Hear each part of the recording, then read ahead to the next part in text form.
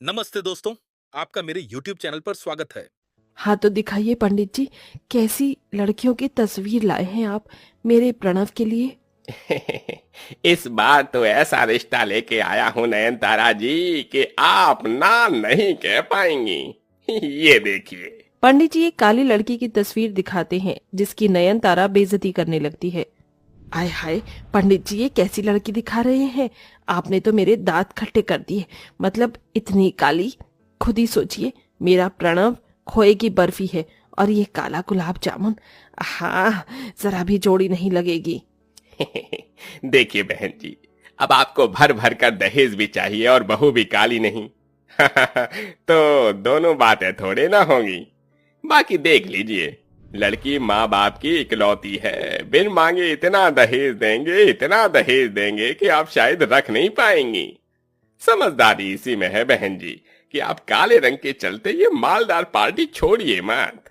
नयनतारा दहेज के लालच में हाँ बोल देती है। वो लालची किस्म की थी जो अपने बेटे के लिए पैसे वाला घर देख रही थी। अगले दिन लड़की देखने जाने के लिए तीनों तैयार हो गए। तभी प्रणव के घर पर एक गोरी लड़की का वीडियो कॉल आया। हाय शुगर लिप्स, आज तुम तो अपनी चार्वी को मॉर्निंग वाइब देना ही भूल गई। और तुमने ये कुर्ता पजामा क्यों पहना है? वो माँ के साथ कहीं जाना है। कहीं तुम्हारी माताश्री ने शादी वादी तो फिक्स नहीं कर दी? इतने में नयनतारा अंदर कमरे से आ जाती है जिसे प्रणव कॉल काट देता है। चार्वी, माँ आ रही है, मैं करता हूँ बाद में। काट दिया मेरा कॉल। काट दिया तो काट दिया, हो केयर्स। मर जावा गुड़ खा के। कितना स्नाट और भेरी भरी ब्यूटीफुल लग रहा है मेरा प्रणव। माँ, इट्स नॉट नहीं, स्मार्ट होता है। हाँ, मैं भी तो वही बोल रही थी। अरे अब जल्दी से चलो भाग्यवान।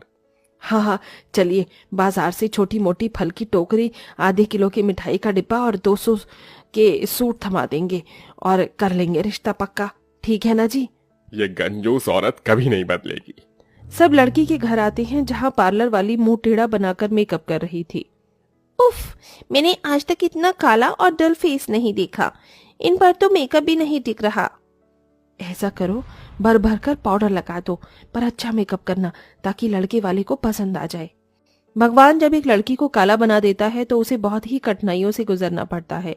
इस दुनिया जमाने में भी कड़वे ताने सुनने पड़ते हैं। बहन जी, भाई साहब, ये मेरी किरण है, मेरे दिल का टुकड़ा, मेरा सब कुछ इसी का है। ये सुनकर किरण की होने वाली सास की आंखें लालची लोमड़ी जैसी चमक जाती हैं। घर तो अच्छा खासा बना रखा है, ऊपर से ये काला खट्टा। इकलौती बेटी है, मुंह खोलकर दहेज क्या मांगना। इज्जतदार लोग लगते हैं खुद ही देंगे। बहन जी, क्या विचार किया आपने? हमारी बिटिया आपको पसंद तो है?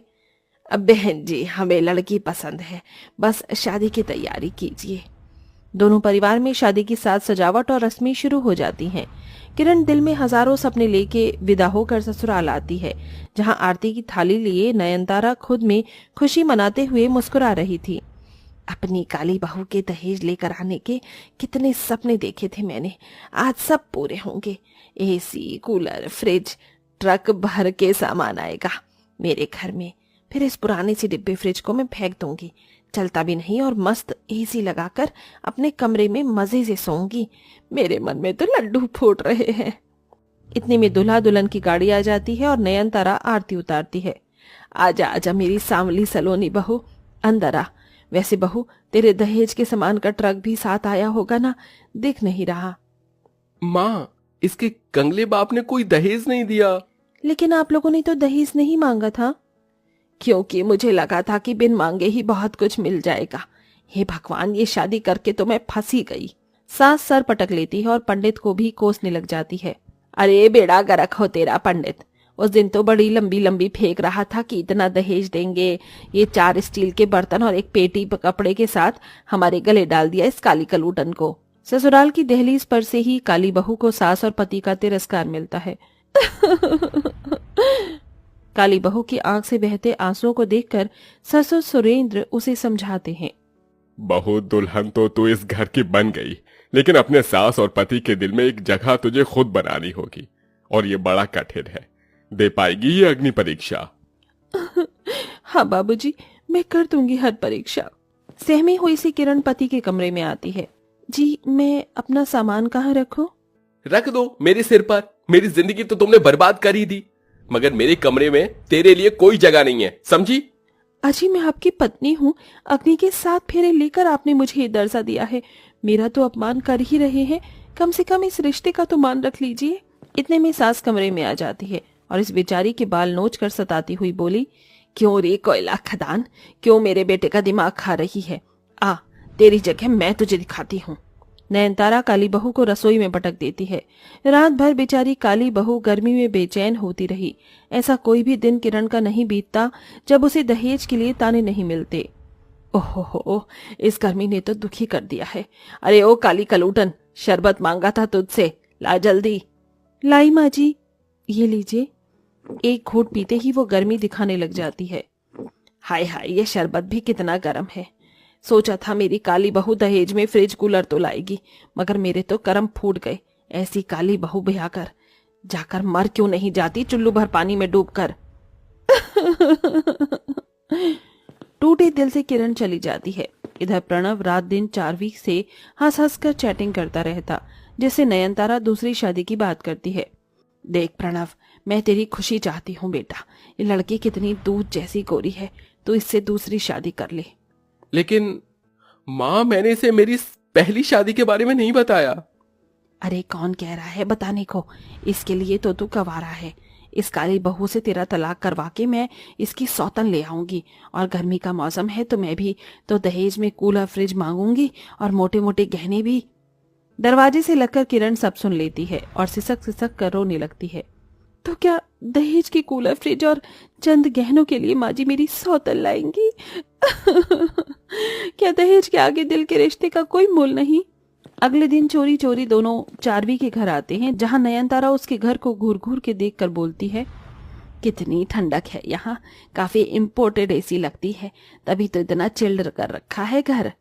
पैसे भी तो मोटे लगे हैं इसमें, और गर्मी में मेरा दम निकलता है, एसी के बिना आदत नहीं। देखो बहू, तुम मुझे पसंद हो, बस दहेज में मेरे घर कूलर और डबल डोर का फ्रिज ले आना, और मोटे मोटे जेवर भी मेरे लिए। श्योर श्योर मम्मी जी, आपको मुंह मांगा दहेज मिलेगा, और ये रहे जेवर, देख लीजिए। अरे वाह, ये तो एकदम खरे सोने के हैं। अब तो बस चट मंगनी पट ब्याह करके मेरी बहू बनकर आ जाओ। माँ जी, ये शादी नहीं हो सकती। हो इस प्रणव, मैं इनकी पत्नी हूँ। किरण चारवी को सब कुछ बता देती है। इतने में पुलिस आकर दोनों को हथकड़ी डाल देती है। अरे इंस्पेक्टर, मुझे क्यों हथकड़ी डाल रहे हो? मैंने कौन सी चोरी डकैती थोड़ी ना की है। लेकिन दहेज प्रताड़ना तो किया है, उसके लिए आपको हम गिरफ्तार करते हैं। आप दोनों ने मुझे मजबूर कर दिया ऐसा करने पर। माँ जी, आप दोनों का दिल जीतने के लिए मैंने हर जतन किया, अपमान सहा, लेकिन आप दहेज के लिए मेरी सौतन लेने जा रही थी। हाँ। मेरी जगह आपकी बेटी के साथ अगर यही होता तो कैसा लगता? ये सुनकर नयनतारा के दिलो दिमाग पर से लालच का पर्दा हट जाता है।